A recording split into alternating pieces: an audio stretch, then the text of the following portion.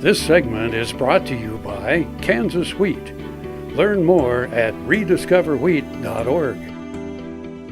Good morning and welcome to Farm Factor on Ag Am in Kansas. I'm your host, Conrad Capus. The annual KLA Convention was held December 3rd through the 5th in Wichita, Kansas. Take a look. Farmers and ranchers from all across Kansas gathered in early December to attend the annual Kansas Livestock Association Convention, where topics included nutrition, saturated fats, cattle markets, and retail sales. Tracy is the National Cattlemen's Beef Association Vice President, and him along with several other producers are hopeful and optimistic for the future. I'm Tracy Brunner, a beef producer from Ramona, Kansas. I'm serving as the National Cattlemen's Beef Association Vice President this year. I'm here at the Kansas Livestock Association Convention in Wichita, and it's been a very good convention so far, a very large turnout.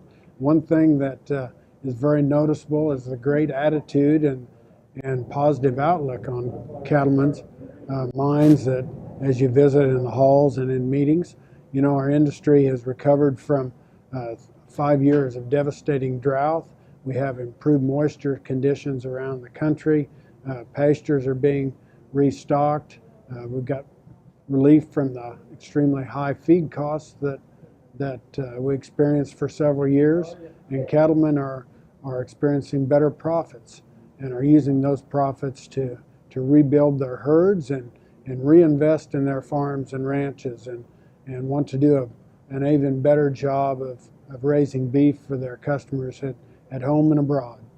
The cattle industry has an economic impact of over $44 billion in farm gate receipts, according to the United States Department of Agriculture. And the number of beef cow operations have been recorded as high as 729,000. However, unlike with other industries, where with large numbers we see large industry take over, most operations in the United States are family-operated businesses. You know, cattlemen manage their resources to raise their cattle and to grow beef for their customers, and cattlemen by and large are generational operations, and they are family operations, and they want to use those resources to not only provide for their families today, but also be good stewards of the land and the water and all of their farms and ranches, and pass that on to the next generation. In 2014, the United States exported nearly 5.6 billion pounds to hungry customers around the world. Our top exports went to Canada, Japan, Mexico, South Korea, and Hong Kong. And with Kansas being the third largest in terms of sales of beef, it's no wonder the industry is so vast in our state. And KLA believes that the industry will grow along with agriculture advocacy. The improving equity position of the beef industry, the growing global demand for high quality protein, increasing demand at home and abroad makes this one of the best times to be in the cattle business in my lifetime.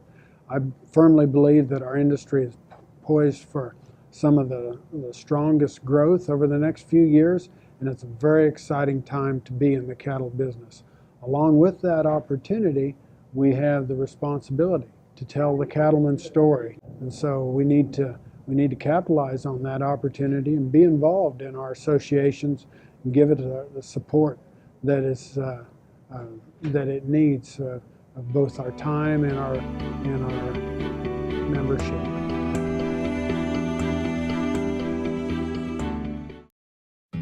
This hog is Hanover hoof for meal made from U.S. soybeans. Now, one hog isn't that impressive, but suppose we add another, and another, and another.